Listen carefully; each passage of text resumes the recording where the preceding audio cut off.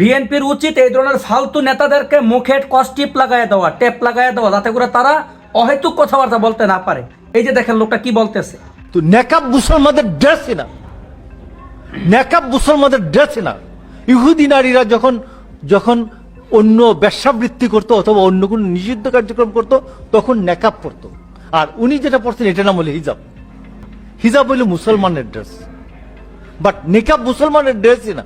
আপনার বলতে হবে হিজাব এবং নিকাবের মধ্যে পার্থক্যটা কি। ধর্মীয় জ্ঞান কি আপনার ভিতরে আছে, নাকি অহেতুক কথাবার্তা বলে আলোচনায় আসতে চান? কত বড় জাহেল আর ইসলাম বিদ্বেষী হইলে এই ধরনের কথা বলতে পারে, চিন্তা করে দেখছেন? মুসলমানদের ধর্মীয় পোশাক হিজাব নিকাব বোরকা নিয়ে সে যেই ধরনের কুরুচিপূর্ণ কথাবার্তা সে বলল, এগুলা বলা কি ঠিক হয়েছে? তার কথা বলার কি আর কোনো অপশন বিষয় ছিল না? তার এই কথাবার্তা শুনে মুসলমানদের ভিতরে কিন্তু রক্তক্ষরণ হইতেছে। দেখেন আমাদের কিছু বোনরা প্রতিবাদ জানাইতেছে তার কথা শুনে। বক্তব্য হিসেবে মানি না। আমি এটাকে দেখছি নারীর প্রতি তার যে বিদ্বেষ এবং তার অজ্ঞতা এবং তার নোংরা মন মানসিকতার বহিঃপ্রকাশ ছিল তার কালকের এই মন্তব্য। তিনি বিএনপির একজন শীর্ষ পর্যায়ের নেতা হয়ে কিভাবে বলেন নিকাব পতিতাবৃত্তিদের পোশাক।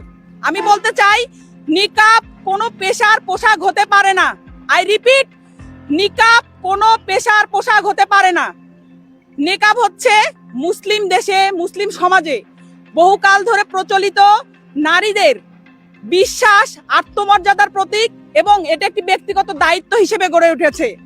বিএনপি শীর্ষ পর্যায়ের নেতা যখন বলেন নিকাব পতিতাদের পোশাক হয়ে দাঁড়িয়েছে, ঠিক তখন তিনি নারীদের চরিত্রে যারা বহুকাল ধরে বিশ্বাস, আত্মমর্যাদার প্রতীককে নিকাব হিসেবে ধারণ করেছে সেইখানে তিনি কাদা ছুঁড়েছেন। তাকে স্পষ্টভাবে জানাতে চাই, নারীদের চরিত্রে যখন তিনি কাদা ছুঁড়েছেন তার উল্টা প্রতিঘাত তাকে নিতে হবে।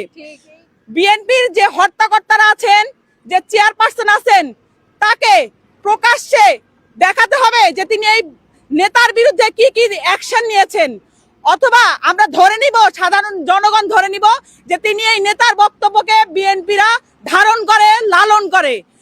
বিএনপির শীর্ষ পর্যায়ের একজন নেতা যখন এই সময়ে এসে নারীদের নিকাব নিয়ে কটূক্তি করে, এরা যখন সংসদে যাবে, আমার মনে হয় জামাত, আমরা যে হেফাজতের যে ন্যারেটিভ দেখেছি শাপলা চত্বরে, এরকম আরেকটি ন্যারেটিভ হবে।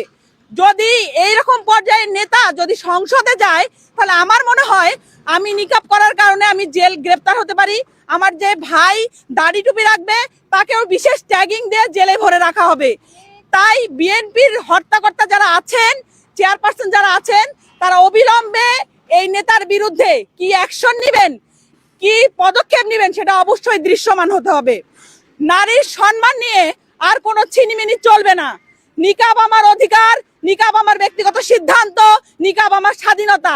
নিকাব আমার স্বাধীনতা আছে, ছিল, থাকবে। এই ভবিষ্যতে এর দিকে যে আঙ্গুল বাড়াবে কিংবা হাত দেওয়ার চেষ্টা করবে, আমাদের বাঙালির সমাজে যারা নারী আছেন, মুসলিম নারী আছে, যারা বিশ্বাস করি